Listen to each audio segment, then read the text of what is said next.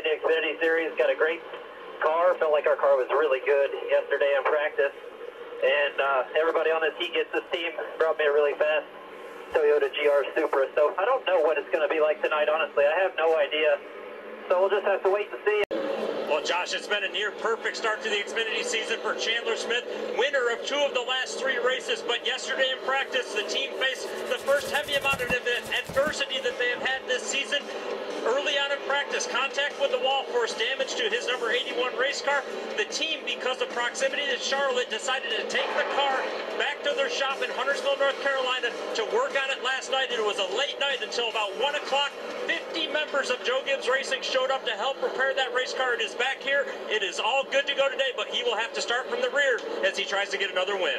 I'd say that is a championship effort, and Regan mentioned you had 50 different folks on board. Here's the timeline of what happened. As soon as practice qualifying ended, they loaded the car up, arrived back at the shop 10 p.m., completed the work on the car at 1 a.m., they wrapped it at 6, put it through the Hawkeye system, making sure everything was where it needed to be, left the shop in Huntersville at 11, arrived back here at the track, afternoon, and now they start in the rear. If you can pay this off with a win, what a statement it would be for this team. But because they didn't make a qualifying effort and they had all those changes, you have to come from the rear. Obviously, here are the other drivers coming from the green flag means a white flag before we go green. Talk about our dash for cash. Those you can see the lights are off on the pace car. It's another way. $100,000 tonight when you look at our pylon this evening. Those 4 drivers will be highlighted in purple. Yeah, coming to the green, Sheldon Creek taking the bottom. Sheldon had a great shot to win here in the fall, so he knows what it takes to get around here with a new team, so we'll see how he handles it tonight. Custer actually the control car with Brandon Jones dropping to the rear. Yep, another one purple there. Saturday night. Off we go from another purple one there. Cole's able to get a good launch, but not be able to get all the way down. Pitches the exit for Sheldon Creed. Should be able to take the lead here into turn 3.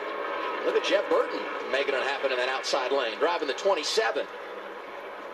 Right, so these are the first laps these guys have made since yesterday. They sat around all day trying to figure out, okay, what are we going to do to our car?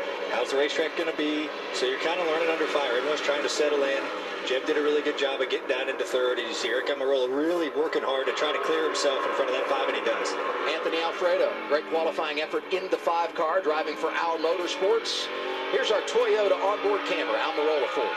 As Ryan talked about in the pre-race, you look at the color of this racetrack once we get into the concrete here, it's very bare, and you're going to see that turn blacker and blacker as runs go. But when it's that bare and that clean, all these guys are going to really struggle on that outside lane, and that's why you see this freight train happening. Everybody's trying to get single file on the bottom because that's where the best grip is. And you don't want to stay on the top too long. I feel like it kind of chews your tires up. So I feel like you're really seeing guys push the issue to try to get down to the bottom, just in case this thing goes, the whole first stage run. You don't want to really tear your tires up, and you see Parker really trying to get a hole and just can't find one. Riley Herb's really pushing. The thing about this racetrack, you can't really go anywhere sometimes, and you're just waiting to hopefully a hole opens up. Herb's is still pushing Parker Kligerman. Just start getting in your rhythm.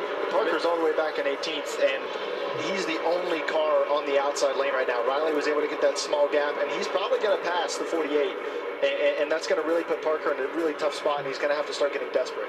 Kligerman off to a good start this year, driving the 48 for Big Machine Racing and going for the extra $100,000 tonight. It's at Brian Orridge 48. Brennan Poole looking inside of him in a 44. Finally, Parker's like, thank you. I finally have gotten down. There's so many instances. I just see the 20 go inside of Jeb. I think Jeb's letting him go. 20 pretty fast early. Maybe Jeb's going to learn a little bit from the 20, see where the 20's a little bit better. I think Almirola's driving angry after you made him mad in that interview a few minutes ago. I'm never going to live that one down. I hope he wins tonight so I can go to victory lane and be like, hey, does this make up for fall? Never apologize for winning. Hey, if this car is anything like the one they had last week at Richmond, he's going to be a real threat because they won both stages and led 95 laps. Handel kind of went away in the final stage, but he finished second, a part of a Joe Gibbs Racing 1, 2, 3. And now we check in on those drivers coming from the back. You got Brandon Jones there in the 9, saw Sammy Smith in the 8. They've already worked their way inside the top 25 or so. You talk about what a detriment it was to be stuck on that outside lane. Brandon Jones is almost up to Parker Kligerman, who got stuck on the outside. He's only 2 cars behind him as we see a lot of contact. Hello. It's been out. That's Dexter Bean in the 92 going around.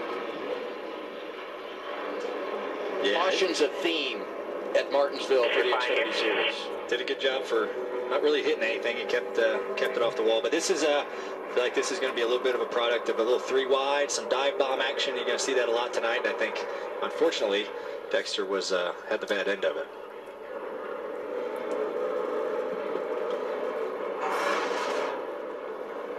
Yeah, so Sammy Smith gets a really good run off a 2, decides to take the 6 and the 92 3 wide, and Room runs out really quick here. Yeah, I don't think those guys were quite ready for that. I don't think it was a bad move from Sammy's part. I mean, he started at the back, but I don't think anyone was ready for that move. The balance of patience and aggression. Early caution here at Martinsville. Cole Custer is your race leader.